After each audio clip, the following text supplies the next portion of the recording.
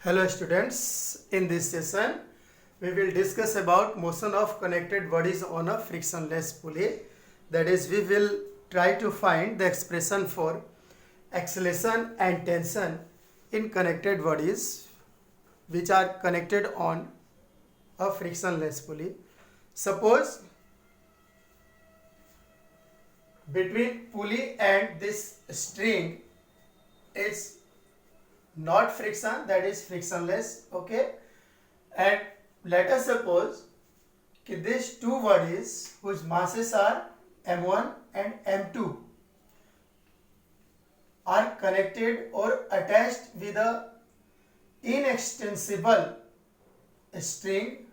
मतलब इनएक्सटेबल स्ट्रिंग से मतलब है कि जब हम इसमें वेट स्लॉट कर रहे हैं तो इसमें एक्सटेंशन नहीं होना चाहिए, ठीक है, और यहाँ से ये क्या है, फ्रीली इस पुली के ऊपर मूव कर सके, ठीक है। फ्रीली मूव करने का मतलब है कि इस पुली और स्ट्रिंग के बीच में फ्रिक्शन नहीं होना चाहिए। तो यहाँ पर हम ये मान के चल रहे हैं कि जो फर्स्ट बॉडी है जिसका मास हमने m1 माना है और सेकेंड बॉडी m2 माना है उसका मास, तो यहाँ पर हम ये कंसीडर करके चल रहे हैं कि m1 is greater than m2, means mass of first body is greater than mass of second body, okay। तो यहाँ पर हम सबसे पहले देख रहे हैं कि ये जो फर्स्ट बॉडी है जिसका मास m1 है, इसका मोशन वर्टिकली डाउनवर्ड डायरेक्शन में है, और लेकिन m2 का जो है, जो ये मास है, इसका ऊपर की तरफ है। तो ऐसा क्यों हो रहा है, यहाँ हम देखेंगे कि ये जो m1 मास वाले बॉडी का जो वेट है m1g डाउनवर्ड डायरेक्शन में है, टेंशन जो इस वेट की वजह से टेंशन जो स्ट्रिंग में प्रोड्यूस होगा वो t है, और यहाँ पर जो वेट है सेकेंड बॉडी का वो m2g है, ठीक है। और क्योंकि यहाँ पर पुली फ्रिक्शन लेस है, मतलब कि पुली और स्ट्रिंग के बीच में जो फ्रिक्शन है वो नहीं है, स्मूथ है, ठीक है, फ्रीली मूव कर सकता है। इसलिए दोनों कंडीशन में क्या होगा कि टेंशन सेम होगा, चाहे इन दोनों बॉडीज के वेट अलग अलग ही क्यों ना हो। तो हम यहाँ पर देख रहे हैं कि ये जो फर्स्ट बॉडी है डाउनवर्ड डायरेक्शन में आ रहा है और सेकंड बॉडी जो है इसको ऊपर की ओर लेके जा रहा है। तो यहाँ पर अगर हम बात करेंगे इस फर्स्ट केस में, ठीक है, पहले बॉडीज के लिए, तो ऑब्वियसली यहाँ पर दो फोर्स काम कर रहे हैं, एक बॉडी का वेट जो डाउनवर्ड डायरेक्शन में है और उसके वजह से जो टेंशन है जो कि ऊपर की ओर है, ठीक है। तो यहाँ पर क्या है कि जो वेट है, बॉडी का जो वेट है m1g, वो m1g क्या है, ग्रेटर है किससे, टेंशन से, जो कि अपवर्ड डायरेक्शन में काम कर रहा है, ठीक है। तो इन दोनों का जो डिफरेंस होगा m1g और टेंशन का, वो क्या होगा, एक कोई ना कोई पॉजिटिव वैल्यू आएगी उस फोर्स की, ठीक है। और क्योंकि हम देख रहे हैं कि जो मोशन है वो डाउनवर्ड डायरेक्शन में है फर्स्ट बॉडी का, तो इसका मतलब कि जो रिजल्टेंट जो फोर्स होगा वो मोशन के डायरेक्शन में होगा, यानी कि यहाँ पर फर्स्ट बॉडी के लिए डाउनवर्ड डायरेक्शन में होगा, ठीक है।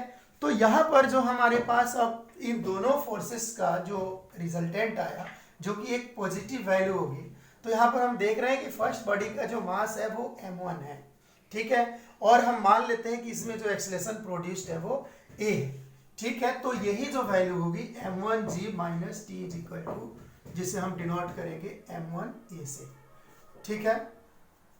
इसको हम अब फर्स्ट इक्वेशन कंसीडर कर ले रहे हैं, ओके। अब हम आते हैं, हाँ, इसमें एक बात बता दें कि यहाँ पर हमें जो एक्सेलरेशन है इस बॉडी का वो फाइंड करना है, और जो टेंशन प्रोड्यूस्ड है मास की वजह से, वेट की वजह से, वो फाइंड करना है। अब हम आते हैं सेकंड कंडीशन में, सेकंड बॉडी वाले के लिए जिसका मास क्या है, m2 है। तो यहाँ पर देखें, अगर हम फ्री बॉडी डायग्राम के हिसाब से देखें तो इस सेकंड बॉडी का वेट वर्टिकली डाउनवर्ड डायरेक्शन में है और जो टेंशन है वो ऊपर की तरफ है, ठीक है। अब यहाँ पर क्या है कि जो बॉडी का मोशन है वो अपवर्ड डायरेक्शन में है। इसका मतलब ये हुआ कि जो टेंशन है अपवर्ड डायरेक्शन में, जो टेंशन है वो वेट से ज़्यादा है, क्यों ज्यादा है? क्योंकि रिजल्टेंट फोर्स जो है वो अपवर्ड डायरेक्शन में है, इसीलिए बॉडी जो है ऊपर की ओर मूव कर रहा है।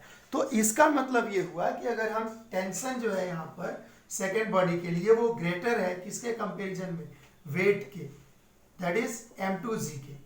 तो अगर हम इन दोनों का एक डिफरेंस फाइंड करें तो t minus m2g equal to क्या हो जाएगा? कोई एक पॉजिटिव वैल्यू होगी। और क्योंकि यहाँ पर उस बॉडी का मास m2 हमने माना हुआ है, एक्सेलरेशन प्रोड्यूस्ड a है, तो ये जो पॉजिटिव वैल्यू होगी वो m2a के बराबर होगी।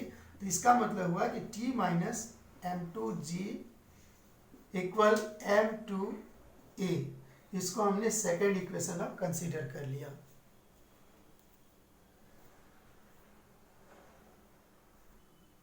अब हम क्या कर रहे हैं कि इक्वेशन फर्स्ट और इक्वेशन सेकेंड को सम कर दे रहे हैं।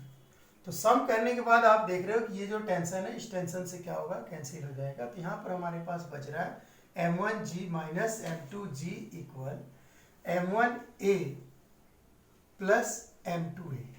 ओके, अब यहाँ से हम क्या कर रहे हैं कि g कॉमन ले रहे हैं, तो कितना हो गया? m1 माइनस m2 इक्वल, यहाँ से a दोनों में कॉमन है तो इसको बाहर निकाल लेते हैं, तो ये हो गया a m1 प्लस m2। हमें क्या चाहिए? हमें चाहिए एक्सेलरेशन। ठीक है, तो अब एक्सेलरेशन क्या हो जाएगा? एक्सेलरेशन हो जाएगा m1 minus m2 upon m1 plus m2 into G. Okay, अब यहाँ पर जो कनेक्टेड बॉडीज का जो एक्सेलरेशन है वो कितना होगा? Acceleration produced a equal to m1 minus m2 upon m1 plus m2 into g. My dear students, आप यहाँ पर देख रहे हो कि जो न्यूमरेटर है यहाँ पर अगर हम कंपेयर करें तो जो m1 माइनस m2 जो है वो क्या है? लेस देन है m1 प्लस m2 के। ओके, तो इसका मतलब हुआ कि जो न्यूमरेटर है वो लेस है डिनोमिनेटर से। तो इसका मतलब ये हुआ कि ये जो फ्रैक्शन है इसकी वैल्यू क्या होगी? 1 से कम होगी। इस फ्रैक्शन की वैल्यू क्या हो जाएगी? लेस देन 1 हो जाएगी। तो इसका मतलब ये हुआ कि जो एक्सेलरेशन है वो क्या होगा? हमेशा लेस होगा किससे? एक्सेलरेशन ड्यू टू ग्रेविटी से। तो इसका मतलब ये है, यहाँ कंक्लूजन ये निकल के आ रहा है कि कोई फ्रिक्शनलेस पुली पर अगर कनेक्टेड बॉडीज हो तो उनमें जो एक्सेलरेशन प्रोड्यूस्ड होगा, ठीक है, वो एक्सेलरेशन हमेशा एक्सेलरेशन ड्यू टू ग्रेविटी से लेस होगा। और कितना होगा? इतना होगा ए की वैल्यू। स्टूडेंट्स, अब हम इस पुली में जो ये कनेक्टेड बॉडीज है, मासी बॉडी, इसकी वजह से जो टेंशन प्रोड्यूस्ड हो रहा है उस टेंशन के लिए हम फार्मूला चाहते हैं, एक एक्सप्रेशन चाहते हैं। तो उसके लिए हम क्या कर रहे हैं कि यहाँ पर जो हमारे पास फर्स्ट और सेकंड इक्वेशन है, इक्वेशन फर्स्ट को इक्वेशन सेकंड से डिवाइड कर देते हैं। तो डिवाइड करने के बाद देखिए ये आ रहा है, ठीक है, यहाँ पर ए और ए क्या है? दोनों में कॉमन है, तो कट के हो गया कितना? m1 upon m2। ओके, तो m1g minus T upon T minus m2g equal to m1 upon m2, या यहाँ से अब हम क्रॉस मल्टीप्लाई कर रहे हैं यहाँ पे, तो ये बन गया m1 m2g minus m2t equal to m1 t minus m1 m2g।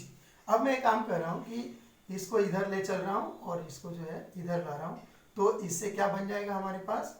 देखिए m1 m2g और ये माइनस इधर आकर के प्लस हो गया, ये बन गया n1 m2g इक्वल, और यहाँ पर m1t पहले से ही है और ये जो है माइनस m2t जा करके प्लस m2t इधर हो गया। ठीक है, अब यहाँ पर देख रहे हैं कि इसमें क्या है कि ये हो गया कितनी वैल्यू? m1 m2g हो गया 2m1 m2g इक्वल्स, और यहाँ पर क्या है? t दोनों में कॉमन है तो हम कॉमन ले लेते हैं, बाहर निकाल देते हैं, तो m1 plus m2 into T हो गया। ठीक है, अब हमें चाहिए क्या? हमें चाहिए tension produced in this string. तो इसका मतलब हुआ कि tension T is equal to, आगे यहाँ से कितना? 2m1 m2g upon m1 plus m2। This is the expression or formula for tension produced in frictionless pulley.